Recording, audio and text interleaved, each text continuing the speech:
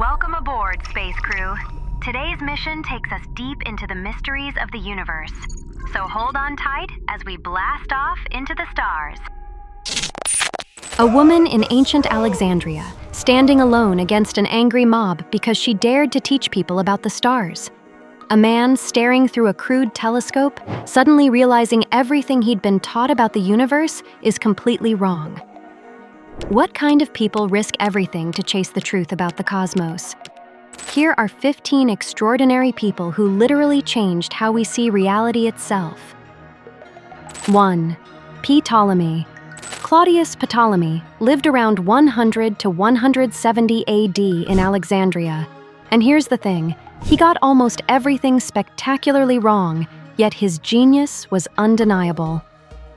Ptolemy looked at the night sky and decided Earth must be at the center of everything. Makes sense, right? The ground feels pretty stationary under our feet.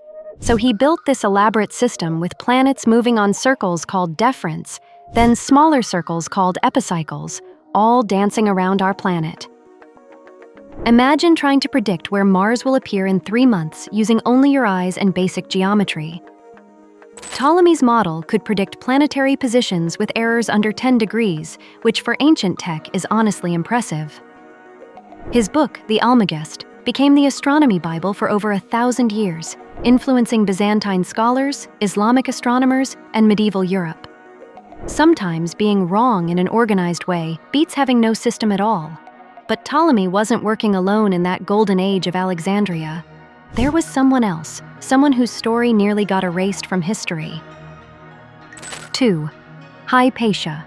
Hypatia was born around 350 to 370 AD, daughter of the mathematician Theon. This brilliant woman taught philosophy, astronomy, and mathematics in a world that increasingly didn't want women doing any of those things. She edited Ptolemy's Almagest, making it accessible to students.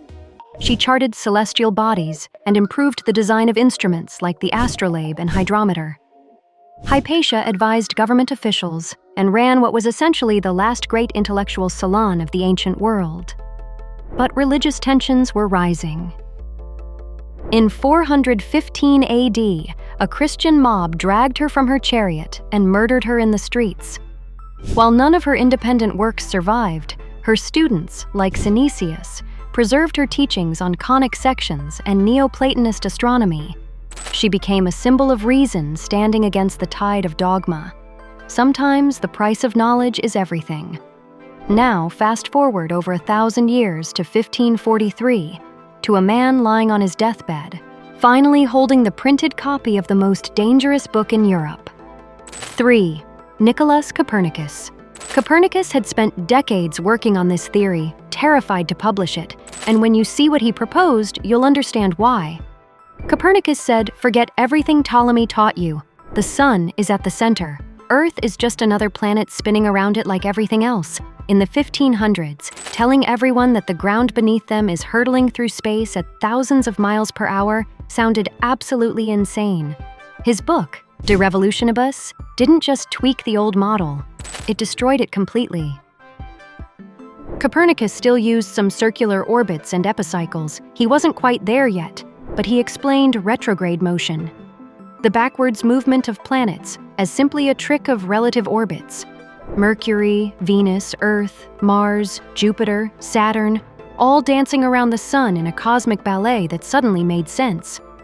Copernicus lit the fuse for the scientific revolution. The church wasn't thrilled, but the universe didn't care about their approval. So Copernicus got the big picture right, but the details, those needed someone obsessed with perfection. 4. Johannes Kepler. Johannes Kepler, born in 1571, got his hands on the most precise astronomical observations ever made, courtesy of his mentor Tycho Brahe, and he wasn't about to waste them. Kepler believed in cosmic harmony, that God designed the universe with mathematical beauty. So he crunched numbers for years, tracking Mars's position night after night, until he discovered something shocking. Planets don't move in circles. They move in ellipses, with the sun at one focus. This was his first law, published in 1609 in Astronomia Nova. But wait, there's more. He came up with 2 more laws. His second law said planets sweep out equal areas in equal times, meaning they speed up when closer to the sun. And his third law? The square of a planet's orbital period is proportional to the cube of its average distance from the sun. Kepler's laws gave humanity the most accurate model of planetary motion ever conceived up to that point. Everything before him was just an approximation. Kepler nailed it. Meanwhile, in Italy, a guy was about to make Kepler's theoretical work dramatically visual. 5. Galileo Galilei. Galileo Galilei didn't invent the telescope, but in 1610 he pointed one at the sky and everything changed. Galileo improved telescope design until he had about 30 times magnification. Not much by today's standards, but enough to see things no human had ever witnessed. He looked at Jupiter and saw 4 moons orbiting it. Think about what that means. Here are objects clearly not orbiting Earth. Geocentrism took a major hit. He looked at Venus and saw it had phases like our moon, which only made sense if Venus orbited the sun. Galileo sketched what he saw. Mountains on the moon, proving it wasn't some perfect celestial sphere. He looked at the Milky Way and resolved it into countless individual stars. The Catholic Church was watching all this, and they were not happy. Galileo spent his final years under house arrest, forbidden from teaching his discoveries. But the damage was done. The sky had become real, touchable through observation rather than philosophy. 6. Isaac Newton. Now, all these observations and models were great, but they needed a theoretical framework to tie everything together. Enter Isaac Newton. Born in 1643, the year Galileo died, Newton was about to mathematically explain why anything moves at all. Newton published Principia Mathematica in 1687, and in it, he proposed something audacious. What if there's a universal force that pulls everything toward everything else? He called it gravity, and he gave it a formula. The force equals the gravitational constant times the 2 masses divided by the distance squared. This single equation explained Kepler's laws, explained why apples fall from trees, explained tides, comets, the motion of moons, everything. Suddenly, the universe became calculable. You could predict where a planet would be centuries in advance with insane accuracy. Newton showed that gravity extends infinitely, from the smallest pebble to the largest galaxy. His math explained why Kepler's laws worked, why ocean tides rose and fell, why comets swung around the sun in elongated paths. He even used his equations to calculate the mass of Jupiter based on how its moons orbited. The cosmos wasn't just observable anymore. It was predictable, mathematical, governed by laws we could write down and test. Newton made the universe a clockwork mechanism we could finally understand. But here's the thing. All these guys were studying planets and moons we already knew about. It took a musician-turned-astronomer to literally expand our solar system overnight. 7. William Herschel. William Herschel, born in 1738, built his own telescopes as a hobby. In 1781, he was cataloging stars when he noticed something weird. One of them was moving. It wasn't a star. It was a planet. He'd discovered Uranus, the first planet found since ancient times. Herschel didn't stop there. He found moons around Uranus, Titania, and Oberon. He discovered 2 of Saturn's moons, Enceladus and Mimas. Then, in 1800, he was doing experiments with prisms and sunlight when he measured heat beyond the red part of the spectrum where no visible light existed. What was that? He'd discovered infrared radiation, proving light had invisible forms. Herschel also mapped the Milky Way's structure, revealing for the first time that our stars formed a disc-shaped galaxy. Not bad for a hobby, right? By the early 1900s, astronomy had a problem. We knew stars varied in brightness, but we had no good way to measure how far away they were. Then a woman working at Harvard Observatory noticed something remarkable. 8. Henrietta Swan Leavitt. Henrietta Swan Leavitt, born in 1868, was analyzing photographic plates of variable stars called Cepheids. These stars pulse, getting brighter and dimmer over regular periods. Leavitt was examining Cepheids in the Small Magellanic Cloud, a nearby dwarf galaxy. All these stars were roughly the same distance from Earth, so she could compare them directly. And she saw it. The Cepheids with longer pulsation periods were intrinsically brighter. It was a perfect relationship, a mathematical curve you could plot. But why did this matter so much? Leavitt had created a cosmic ruler. If you measured how long a Cepheid took to pulse, you knew its true brightness. Compare that to how bright it appeared from Earth, and you could calculate its distance. This single discovery would let Edwin Hubble measure the universe itself. Leavitt died in 1921 before receiving the recognition she deserved. Speaking of Harvard Observatory, there was another woman there doing equally revolutionary work. 9. Annie Jump Cannon. Annie Jump Cannon, born in 1863, looked at the spectra of stars, the rainbow of light they emitted, and noticed patterns. Some had strong hydrogen lines, others didn't. Some looked blue, others red. Cannon created a classification system that organized stars by temperature, from hottest to coolest. O, B, A, F, G, K, M. Astronomers remember it with the mnemonic, "Oh, be a fine girl, kiss me," though modern versions are more inclusive. She classified over 225,000 stars by hand, developing an incredible intuition for stellar spectra. Cannon's system, refined into what we now call the Morgan-Keenan classification, remains the backbone of stellar astronomy today. Every star you've heard of, from Betelgeuse to our own sun, gets classified using her system. She made order from cosmic chaos. Now, let's talk about the discovery that proved the universe is way bigger than anyone imagined. 10. Edwin Hubble. Edwin Hubble, born in 1889, worked at the Mount Wilson Observatory with access to the world's largest telescope. In 1924, using Henrietta Leavitt's Cepheid technique, he measured the distance to the Andromeda Nebula. For decades, astronomers debated whether fuzzy patches like Andromeda were clouds within our galaxy or separate island universes far beyond. Hubble settled it. Andromeda was 2.5 million light-years away. It was an entire galaxy in its own right, and if one existed, there had to be billions more. Then, in 1929, Hubble made an even more shocking discovery. He noticed distant galaxies were all moving away from us, and the farther away they were, the faster they receded. This was Hubble's law. Velocity equals the Hubble constant times distance. The universe isn't static. It's expanding. Every galaxy is rushing away from every other galaxy, like dots on an inflating balloon. This supported Georges Lemaitre's idea of a primordial beginning, what we now call the Big Bang. Imagine rewinding this expansion, running the cosmic film backward until all that space, all those galaxies, compress down to a single point of unimaginable density and heat. Hubble didn't just show us the universe was big.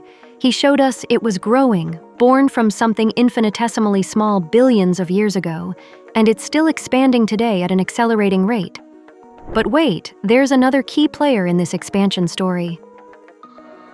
11. Albert Einstein.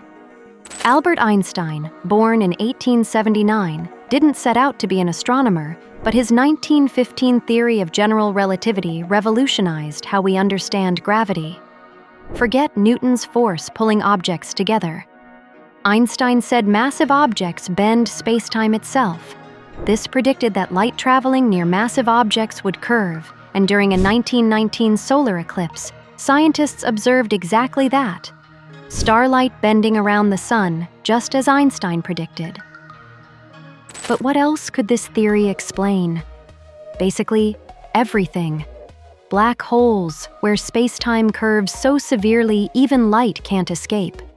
Gravitational lensing, where distant galaxies appear as arcs or rings around massive clusters. Einstein rings, cosmic expansion, gravitational waves detected a century later. General relativity became the foundation for modern cosmology. Not bad for a patent clerk who thought his way through the universe. So Einstein showed us how gravity shapes space. But in the 1970s, an astronomer realized something was seriously off about galaxies. 12. Vera Rubin. Vera Rubin, born in 1928, was measuring how fast stars orbit in spiral galaxies. According to Newton and Einstein, stars far from the galactic center should orbit slowly, like distant planets in our solar system. Rubin pointed her spectrograph at galaxy after galaxy, including Andromeda, and she found the opposite. Stars at the edge were moving just as fast as stars near the center. That shouldn't be possible unless there's way more mass out there than we can see. She called it dark matter. Rubin proved that visible stars, planets, and gas make up only about 15% of a galaxy's mass. The rest? Invisible, detectable only through gravity.